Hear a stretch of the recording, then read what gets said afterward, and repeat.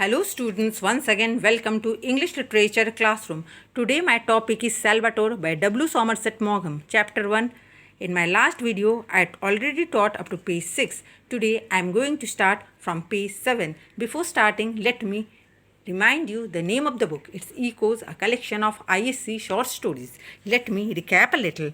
Salvatore, the eldest son of a fisherman, was pleasant-faced and happily took care of his two younger brothers. He fell in love and was betrothed to an unnamed girl who lived on the Grand Marina. Salvatore left home to become a sailor. He felt nostalgic and homesick and missed his fiancée the most. Now, let's start from here. He was dreadfully homesick. Now, who is this he? He is referred to Salvatore. Okay, the hardest thing in his life was to be parted from the girl he loved with all his passionate heart.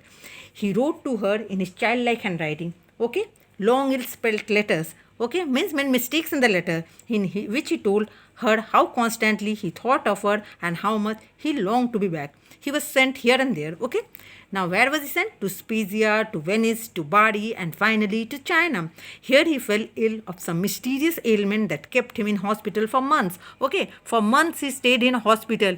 Clear? For months he was in hospital. He bore it with mute and uncomprehending patience of a dog when he learned that it was a form of rheumatism. Now, what was that illness? Rheumatism. Okay, that made him unfit for further service, and this disease made him unfit for further service. Clear? For he could go home, but he felt nice. Why? Because he could go home now, and he did not bother. In fact, he scarcely listened when the doctor told him that he would never again be quacked well. Quacked well. Okay? In fact, he scarcely listened when the doctor told him that he would never again be quacked well. Now, he was happy, because he could go home. Now, when he got into the rowing boat that met the steamer from Naples, he was rowed ashore when he saw his father and mother standing on the jetty and his two brothers, big boys now, okay? His eyes searched among the crowd that waited there for the girl. He could not see that girl, okay? Now, he asked his mother where the girl was. His mother told him that she did not know. They had not seen him for not seen her. Okay, sorry. They had not seen her for 2 or 3 weeks. So in the evening, when the moon was shining over the placid sea and the light of Naples twinkled in the distance, he walked down to the Grand Marina to her house. Now Salvatore himself walked down to Grand Marina. Okay, why? To meet that girl. Now that girl was sitting on the doorstep with her mother. Now Salvatore was a little shy. Okay, he was a little shy. Why was he little shy? Because he had seen, okay, he was little shy, look, because he had not seen her for so many days. Okay, or you can tell long time.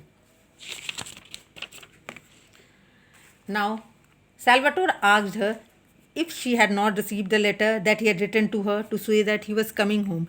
Yes, they had received a letter and they had been told by mother of the island boys that he was.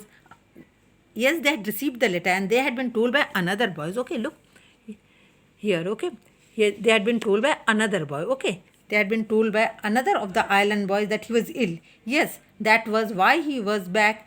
Was it not a piece of luck? Oh, but they had heard that he would never be quite well again. Doctor talked a lot of nonsense, but Salvatore knew that he would be quite well again because he is now back home. Okay, they were silent for a little and then the mother nudged the girl. She did not try to soften the blow.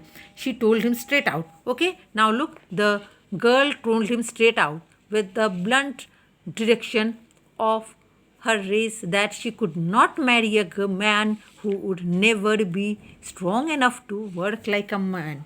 Okay, look, that girl who lived in Grand Marina directly told Salvatore that she would not marry a person who would never be strong enough to work like a man. They had made up their minds, her mother and father and she, and her father would never give consent. Okay, up to this much. In my next video, I will continue with this story. Until then, goodbye.